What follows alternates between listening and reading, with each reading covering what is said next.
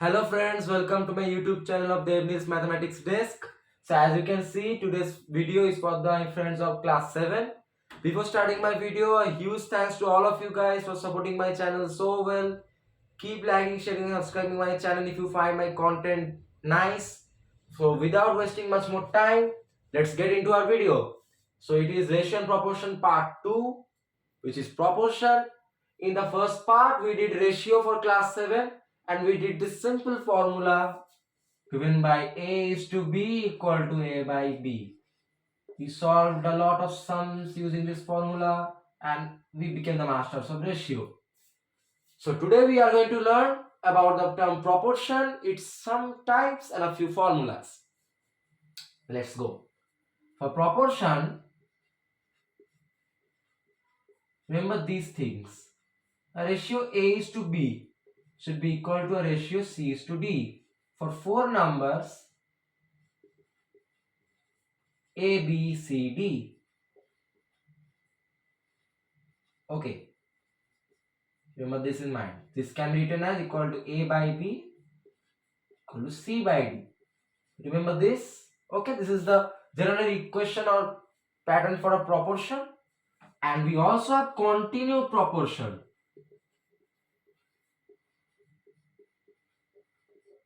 This is done by using for three numbers A, B, C. And this has a general equation which is A is to B equal to B is to C. So if I just write in the fraction way, this becomes or A by B equal to B by C. Cross multiplying, this becomes or B square equal to AC. Remember this formula for continued proportion which will help us in solving a lot of sums, okay? And we also have mean proportion for two numbers A and B. Suppose it is given by called root over of product of A and B. So these are few formulas that are part of the proportion of this video topic. So we will focus on these formulas only and do some sums. It's a very easy chapter. Just concentrate and you will get the answers very easily. Okay. Let us begin. So our black pen I think is exhausted. He wants a good night's sleep. Okay. So we are going to use red pen. Let's do. What are we told is R 3x comma 7x comma 24 comma 56 in proportion.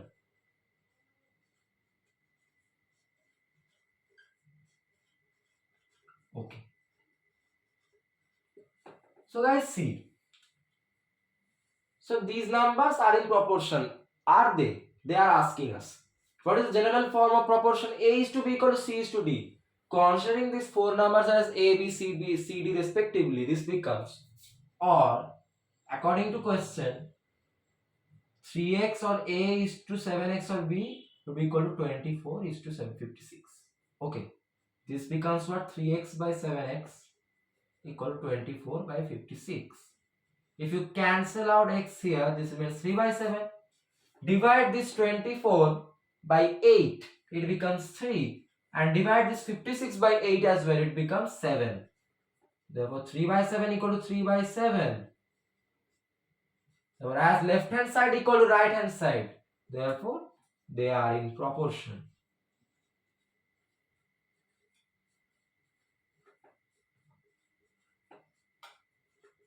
So that is the method by which you have to just, if you are asked that are these four numbers in proportion, just check the using the general form A is to be equal to C is to D. If LHS is matching with RHS or left hand side matching with right hand side. If it is yes, then they are in proportion. If no, then they are not in proportion. That is the basic principle for this type of sum. Let's proceed to the next type. We will not waste any time on a repeated type of sum. We'll focus on new type of sums only. So what I have been given with is find the fourth proportional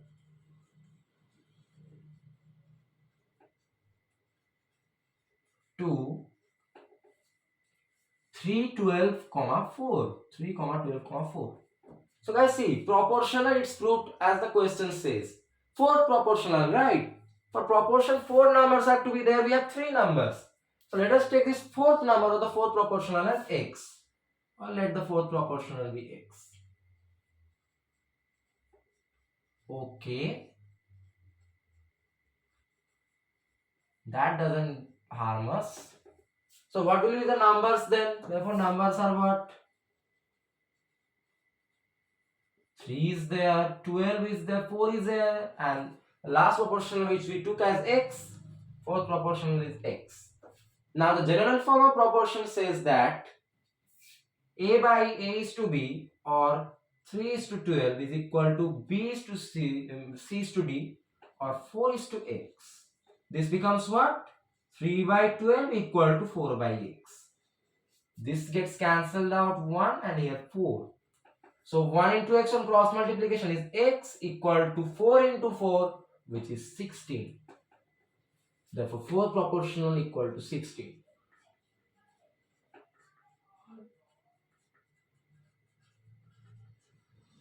So you understood? This question says they are proportional. But the fourth proportional we have to find for these numbers. So taking that as x, the numbers then become 3, 12, 4, x. So they are in proportion. That means this is to this should be equal to this is to this, or a is to b equal to c is to d. Converting into fraction, this becomes like that. So simplify 1 by 4 equal to 4x. Cross multiplying 1x on x equal to 4 into 4, x equal to 16. The x is the fourth proportional which we have to find. Therefore, the fourth proportional is 16. So that's how you have to solve any sum for this type of sums, where you have to find one proportional, take it as x, and then solve using the general form of proportion or continued form of proportion. We are now going into the continued form of proportion, so let us concentrate. Now, what do I have? Okay. So now they are telling, alright, find the third proportional. Okay.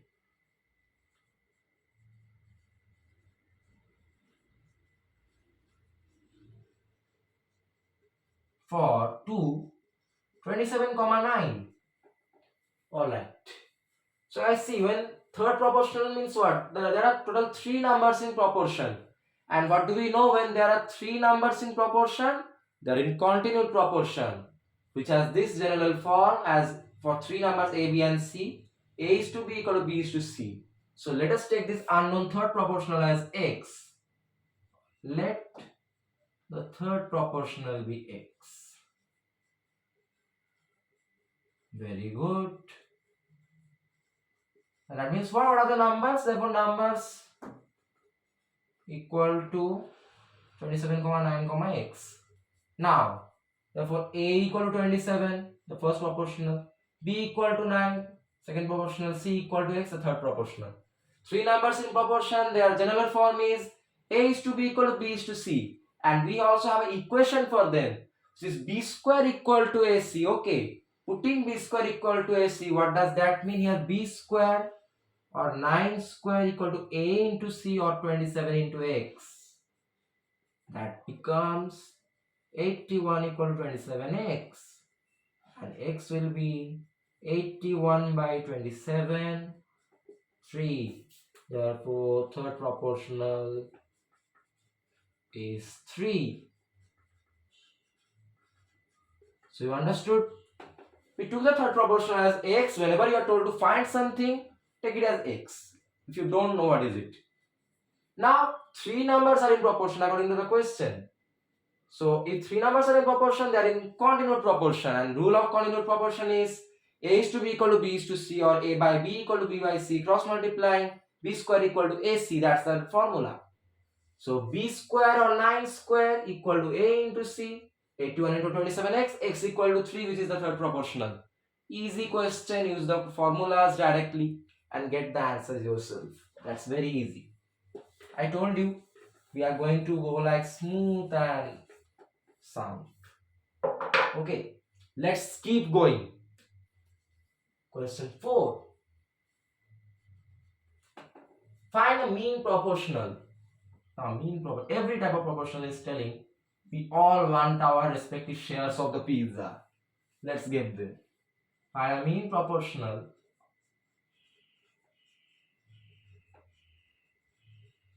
to 16, 4.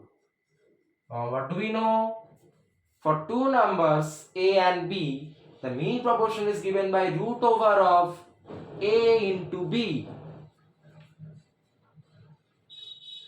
So here, what are the two numbers 16 and 4? Therefore, mean proportional directly I can write using the formula. It is root over of a into b for two numbers a and b, and here it is root over of 16 into 4, root 64. Now square root of 64. 8 8s are 64, I think, right? So this is 8. Answer. We have got it. Directly using the formula for two numbers is mean proportion. A and b, it is root AB. For two numbers 16 and 4, it is root 16 into 4. Root 64 equal to 8. That's another type of sum. We are just doing one type of sum for each type. Okay, one sum for each type. Because if I means do the same process and little bit means just evolved sum, it might be boring for you. The process is same, only the numbers are changed. That is boring. Why to bore you guys? You are here to learn good things, right? So we'll just learn the correct uses only. Okay, talking about uses, a good sum is here. Focus. So what I have is x is to y equal to 2 is to 3 and y is to z equal to 5 is to 7. Find x is to y is to z. Seriously? This is it? Okay. I will show you why I am doing that. First of all, remember this thing, guys. In both of these ratios, the first part of this ratio is corresponding to first part of this ratio. Second part is corresponding to the second part. Remember these things for both of this. So x is corresponding to 2 and y is corresponding to 3. And y is here corresponding to 5. Z is here corresponding to 7. Let's do. Okay. So what does that mean here? X is to y, 2 is to 3. Okay. What if I divide this 2 is to 3, both of them by 3? Suppose I divide them by 3. Dividing by 3. Because I am dividing both of them by 3. So it doesn't get changed, or means the result remains same. 2 is to 3 is the same as dividing both of them by 3. Okay. X is to y equal to 2 by 3 is to 1. 3 by 3, 1. Keep this like a treasure. Similarly, for y is to z equal to 5 is to 7. But if I divide both of them by 5, this 5 is to 7, both of the terms by 5. Okay.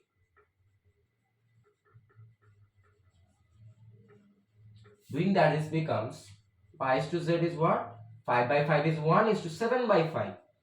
Give it as 2. Now let's see in the equations 1 and 2. X is corresponding to 2 by 3, y is corresponding to 1. Similarly, your y is again corresponding to 1 and z is corresponding to 7.5, 7 by 5. So in both the cases, y is corresponding to 1. So we can take one single time for the value of y. So what does that mean? Therefore, x is to y is to z. X is corresponding to 2 by 3. Y in both the cases is corresponding to 1. Is to z is corresponding to 7 by 5. This doesn't look well, right? But if I take out the lowest common multiple of 3 and 5, it is 15. If I multiply this whole ratio by 15, what does that mean? Therefore, x is to z, y is to z. 15 by 3 is 5, 5 into 2 is 10. Is to 1 into 15 is 15. 15 by 5 is 3, 3 into 7 is 21. That's the perfect answer. So what we did, divided this by 3, this ratio, and divided this by 5. To make this value of y in both the ratios same. So that in this one, x is to y is to z, we can take that same value, which is 1. That's how you have to solve the problem. Make this value of the term that is repeated in both of the ratios. Same by dividing both of them by a number and then take the values accordingly. By seeing x is corresponding to what? The value of y in both cases, what it corresponds to, and the value of z, what it corresponds to. And you have to solve it like this. Very easy sum, little brain, and you can be a master of this sum. These sums actually come in the exam for questions of ratio and proportion. So keep a little awareness for this type of sums. Okay. Proceeding. Question 6. We are going so smooth. Means it's like oil is surface and we are like sliding. Okay. Let's keep sliding. It is fun. Let's do. Again I have a is to b equal to 1.5 is to 3.5 and b is to c equal to 5 by 6. Y is to 6, sorry. Find a is to c. Is this hard? In a few seconds your thinking of this as hard is going to change into very easy. Let us do that. How is it possible? What does that mean? A by b, what is it? Okay, not like that. Let's not hurry. Or a is to b, what is it? 1.5 is 15 by 10 and 3.5 is 35 by 10. Okay. Now what if I do a by b? Or a by b is what? This by this. It will get reciprocated here to get multiplication sign. Say 15 by 10. A is to b means what? A by b. This by this means this multiply by this, its reciprocal. So that means equal to 15 by 10 into 10 by 35.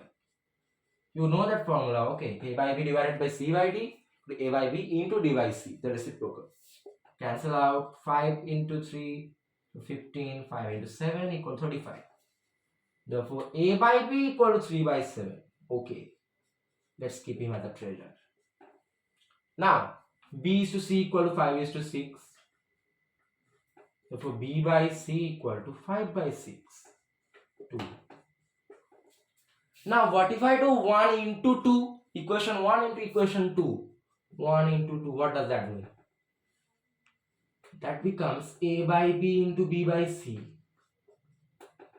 Okay, equal to 3 by 7 into 5 by 6.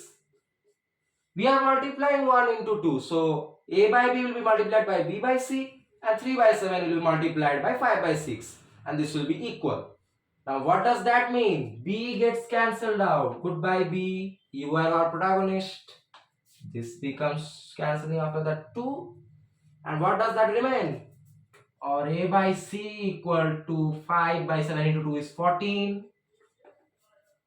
A by c means a is to c. Or a is to c. 5 by 14 equal to 5 is to 14. I think I got the answer. Yes, I wasn't aware. But you were aware, I think. So that's how you solve this interesting sum. I told you seemingly it was hard, but it will become very easy. I hope it's easy now. We did what? A is to b means a by b. A multiplied by 1 by b, reciprocation. Cancellation becomes 3 by 7. A by b equal to 3 by 7. B by c directly we get as 5 by 6. Multiplying a by b and b by c, we get a by c, and multiplying this by this becomes 5 by 14. What remains? B after cancellation, a by c equal to 5 by 14. Okay? And a is to c equal to 5 is to 14. This is the answer of this question. Very easy. Get a by b and b by c. Multiply them and their values to get the required a is to c. So easy. Direct equation, direct answer. This chapter is telling us, hello class 7. In previous videos you have worked so hard. I don't feel good. I want to make you relax. Okay, thank you chapter. Now, so then this is actually the last sum for today. And we are finishing ratio and proportion part 2. In fact, the whole chapter of ratio and proportion for class 7. Next video, a new chapter is coming. So we have to see what is it. What do we have with us? We will see. Not now. It's a surprise. Let's see. So this is now question number. Question number 7. Okay.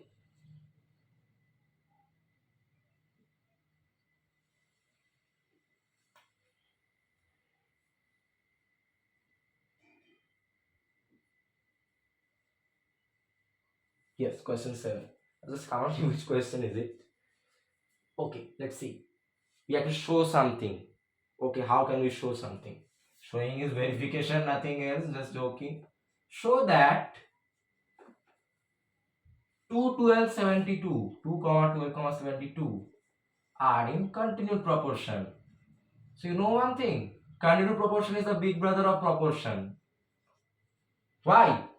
Continued proportion is saying I can form a proportion using 3 terms. You have to use 4 terms for that. I am much more advanced. Okay. So that is the thing. Non-mathematical statement, but it's fun, nothing else. Okay. So we have to show that they are in continued proportion. Now, what is the equation for continued proportion? For 3 numbers, I'm writing the statement. A, comma B, comma C. Continued proportion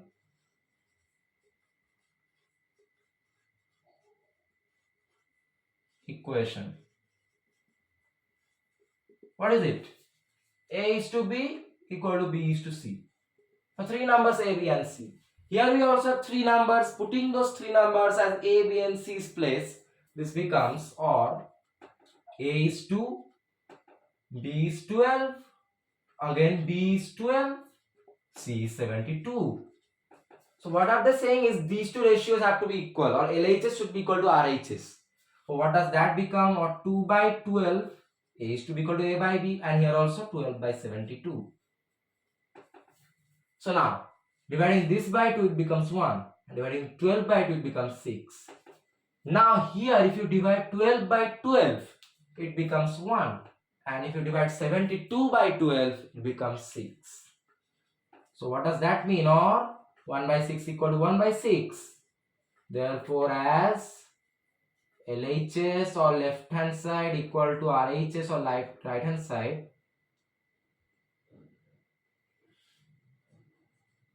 they are in continued proportion. See, the chapter was ratio and proportion, and the last word for this chapter, the ending is also with proportion, that word. Very good. Happy ending to ratio and proportion actually. So yeah. See, we just use the general form of continued proportion with for 3 numbers A, B and C, which is A is to B equal to B is to C. You could have done in that way B square equal to AC, but showing in this general equation form, it's much more preferred in the exams. Okay, so use this. Don't do B square equal to AC. It's a shortcut. Don't use shortcuts. Try to work hard. You will get your sweetest fruit. Okay. So the general form is A is to B equal to B is to C. Now the A, B, C here are 2, 12 and 72 respectively. Putting those values in place of A, B and C, it becomes A or 2 is to B or 12 equal to B or 12 is to C or 72. This becomes 2 by 12 equal to 12 by 72. Simplification, 1 by 6 equal to 1 by 6. As left hand side equal to right hand side, therefore they are in continued proportion. For any proving, if the left hand side and right hand side are equal, the proving is the answer is yes. If left hand side not equal to right hand side, then the proving's answer results in no.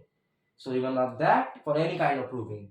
And with this we come to the end of ratio and proportion for class 7, part 2 as well.